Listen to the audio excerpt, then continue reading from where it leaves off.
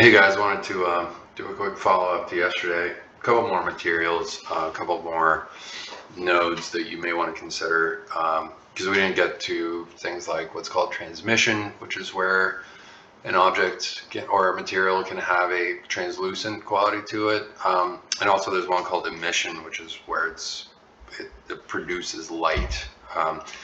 So I just want to show you a couple ones you may want to try out in the same textures folder as I put up on class 6. That's where you're going to find these. So one of these is also, the first one I'll show you is an image that I shot myself and then doctored over in Photoshop so as to have the right roughness map, and also this thing called a transmission texture map, which is the translucent quality, right? So you'll find that under the texture category called glass. That's where I put this one in. How I'm going to do this one though is instead of on a sphere, I'll just show you something you can do as well. If you have your own image and you're not dealing with a seamless texture here, it's just a single image. Now do Shift A and then go to where it says image, and then we turned on the second class, I think we turned on the add-on called images as planes, which you'll see right here. If you don't have that turned on, go to preferences. Under add-ons, just start typing in at the top, maybe in the search bar, images as planes. If this is not checked on, check this box. Okay, this means now if I do Shift A under image, this shows up as an option. So I'm going to go to front view for this, just so it comes in not asymmetrically, it comes in just straight head on. Shift A, images as planes. Okay. Now I'm just going to go look for it. I don't think this pop-up window shows up for you guys. Probably not, but we'll do in Dropbox in class 6 under textures, under glass. I have a set here called dirty glass underscore whatever. So the one I want is dirty glass underscore base color. I'm going to import that. Okay, if I go to rendered view, you can see what this looks like. It doesn't look like glass at all yet, right? It just looks like kind of this grungy surface. This actually wasn't glass that I shot. This was a metal kind of wall, I believe, or some kind of side of a monument, I think, in Savannah. I just really liked what this looked like, and I decided I'm just going to turn this into glass material. So what I can show you how I dealt with that was I decided that all of the areas that you see are darker. I want it to be translucent. So that's where the glass is partially see-through, and then all of this grungy stuff on top, this kind of grime, that would be more opaque and also more matte, right? Remember yesterday I was talking about the roughness quality, right? I wanted these areas that are grimy to also be more rough, and the glass parts, wherever there's less dirt on them, that's where it's going to become much more shiny. So that's how I treated the texture maps. I literally just loaded this exact same image into Photoshop and then manually kind of worked with it where it selects, for instance, like the entire darker areas, and isolated those from the lighter areas so as to be able to control for those qualities, right? Very little roughness, so higher, higher value toward white where it's darker for roughness, right? Meaning, actually I'm saying this in reverse, the grimier parts would be rougher, right? So they're going to be closer to white, and the darker areas here where the glass is smoother would be lower roughness, right? So that's how I treated, for instance, the roughness map. And then the same but in reverse is the transmission, which I'll show you. Okay, so this is a material preview, but I want to actually be in rendered view for this, and I'm going to change the environment map to be the abandoned tile room, right? This is the same one you guys have access to. So currently this is just a kind of boring object. It does not look like glass at all, but just doing a couple more things to this allows for that to happen, right? A couple more nodes I have to hook up. So I'm going to do object mode, and because we have images as planes already, kind of puts this in here. It's already linked up the base color to the principle of BSDF, so we don't have to do that one. We do have to hook up roughness, we're gonna hook up transmission down here as well. This is the thing that gives it that light refracting quality, the translucency as it were. Okay, so just like yesterday, I'm just gonna duplicate this, go find my roughness map, which is dirty glass underscore roughness, open this, turn sRGB to non-color, link this up now into the roughness. And now you can see, if I turn this, where it's becoming more reflective on the glass surface, right? Currently it's behaving more like a mirror, right? Because it's this is a good way to do something like a dirty mirror kind of effect. But I don't want it to just be reflective like a mirror. I also want it to be translucent. So for that, we are going to add what's called a transmission texture, right? So one thing you can also do, we turned on Node Wrangler as one of the add-ons early on. Hopefully you have saved your preferences at that point. What Node Wrangler lets us do, it's this cool add-on that thankfully is now ported in with Blender. Each time a new Blender comes out, it's just actually inside of Blender. This used to be something you'd have to download separately, but you have this add-on, and hopefully you have it turned on, because if I want to isolate any of these nodes just to see what they're doing, I can do Control, Shift, and just click on the map. So this just shows me what the roughness map actually is doing, what it looks like. Okay, this just isolates it. So you can see, again, the grimy parts are rougher, so they're closer to white. They're closer to the top end of the slider here, right? The dark areas, wherever it gets really dark, that's the most smooth. So that's how we're able to achieve this kind of a look where, yes, the dirt parts are indeed more matte, but as I turn this toward the light, you can see, especially at this angle, you can see like this is more of a mirrored surface in these spots. Okay, so here's my transmission map that I brought in. The transmission is doing the same thing as the roughness map.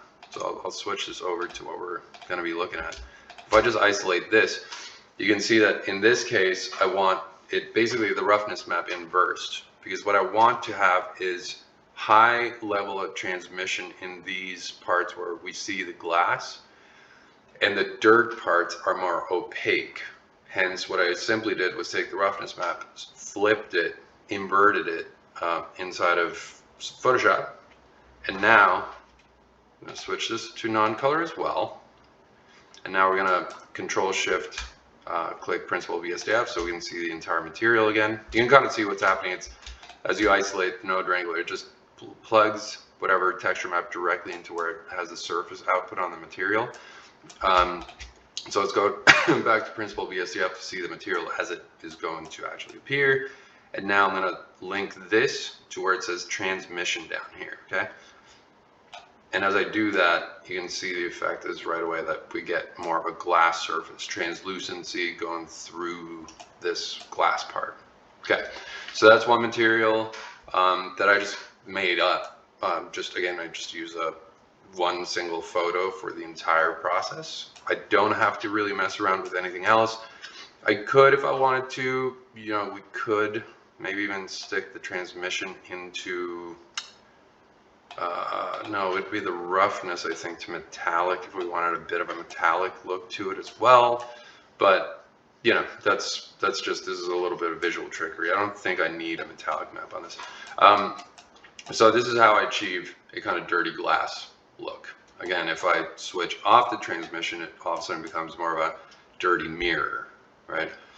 Transmission, just as I said, controls for translucency, which is a cool effect to have. Makes things look more like glass, maybe more like frosted glass, depending on how much transmission is being propelled into your material.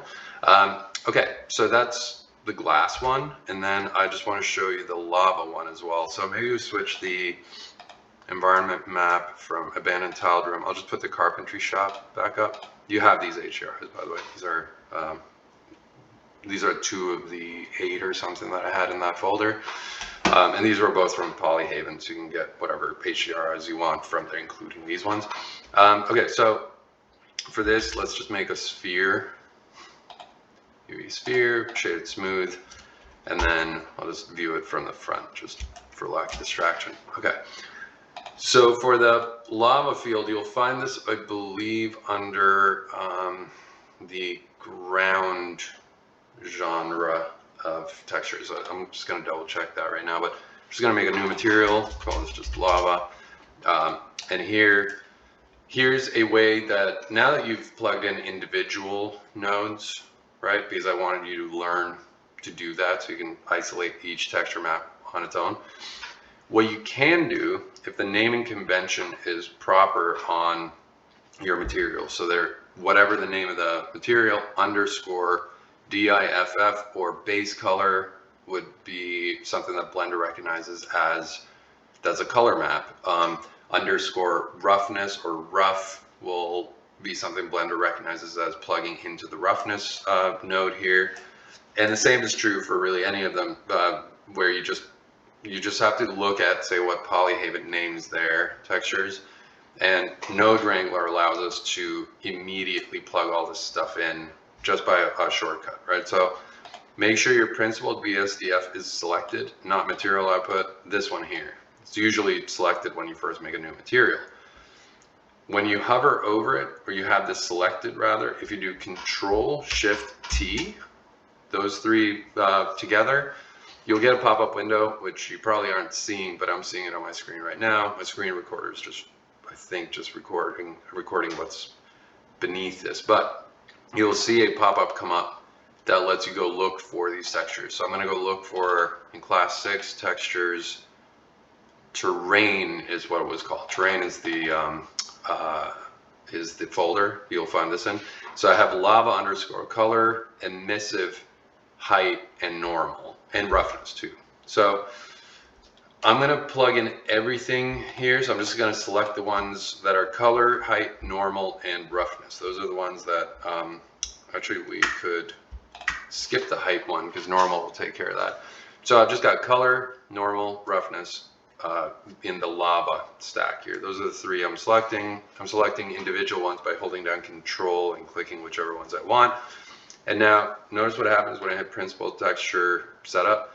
Just the button at the bottom there is it plugs all of these up without me having to set up, say, a normal map, roughness. And notice what it's also done to these textures is it's automatically turned the color space for the non-color maps to non-color. So this is, again, something that I was having to do manually, but this is such a quicker way to do it. Also, what it's done is given us this mapping texture coordinate setup here, which, just to give you a quick idea of why this is pertinent, is that this also allows you, for instance, to change the scale. So right now it's just mapping this one texture one time. It's tiling it one time. But if it's a seamless texture, which most textures are, if you change the scale number from, say, 1 higher, so let's say I click, drag across all three of these, right, like that, and change the value to 2, well, now it's tiling that texture twice over. But because it's seamless, you can't see where there's sort of one texture being tiled to the next one. It's done in such a way that you can do this infinitely, right? If I turn this number way up to like 10, well, there you see it, right?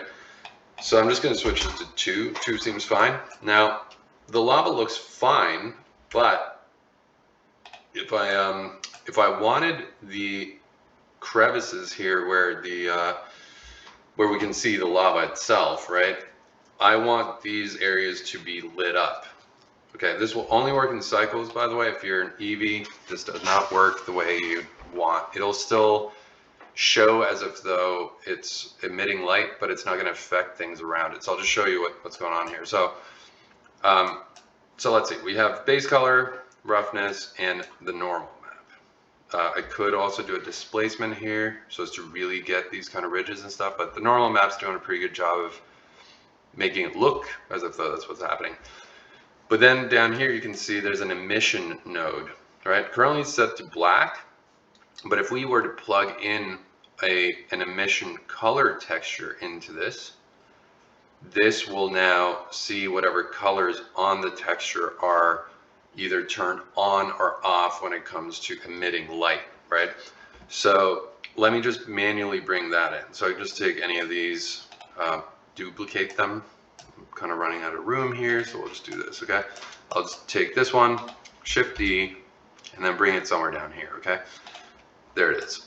Now I've got to obviously switch this from base color to where I have lava underscore emissive is what I'm looking for. So this, an emissive map is one that denotes light issuing or light influence, right? So if I isolate this, Control Shift and click it, you can see where the emission map is turning things off wherever it's black, and it's turning the emission on where we see color. Now, if I were to switch back to Control Shift T, Principled BSDF, we can see the whole material. Now what I'm going to do is I'm going to rename this to emission. Well, I want to keep this one sRGB. This is a color map. This is not a non-color one. Take the color from this one and plug it in where it says emission. Bam. Now, emission strength that you see just below it, you can turn this up, down, whatever you'd like. It's set to 1 by default. If I turn this up to say 5, now it's just lighting up more and more. Now, you know, okay, cool. It definitely works on the object, but notice what happens also in the cycle. Say I bring in something like just a plane. Here we go. I'll bring the plane, move it over, and then rotate it on the y-axis. So now, if I bring this close to this object, notice that this emission from this object, if I turn emission strength down to 0, that light emitting quality is turned off. If I bring this up to 1, you can start seeing it populate onto whatever's nearby. If I turn this all the way up to, like, say 10, you can really see it. So emission can be really, really interesting. It's very circumstantial, right? There are few materials that would actually emit light like this. But this is yet another thing you could start to just explore. Like once we start to manually paint our models too, could be that you have a model that you want to have, perhaps it's burning on the inside, or like it's turned to cinders and it's just been pulled out of a fire, and there's little sort of cinder bits that are emitting light. This is also a way to handle things like this, some kind of magical, arcane quality to what the surface is doing, right?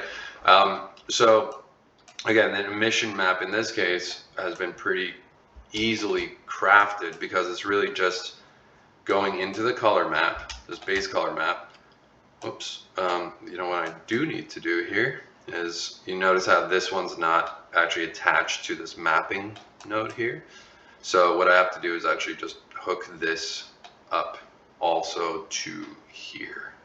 I'm zoomed out pretty far, but I need to make sure this is also hooked up here because it's being tiled twice over. So now it's actually doing it correctly. It was still working sort of okay before, but anyway, here's our base color map, right? And then look at the emission one.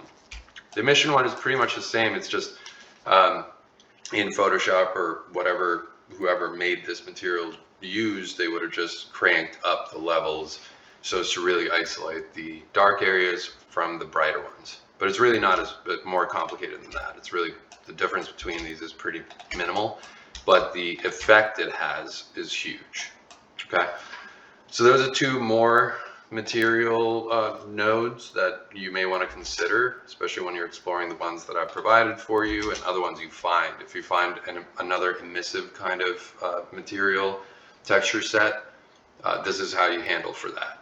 Okay, cool. I'll see you guys in a week. I may have something else to come up during the week that I'll send you guys follow up about, but for now, this should set you up pretty well to explore materials.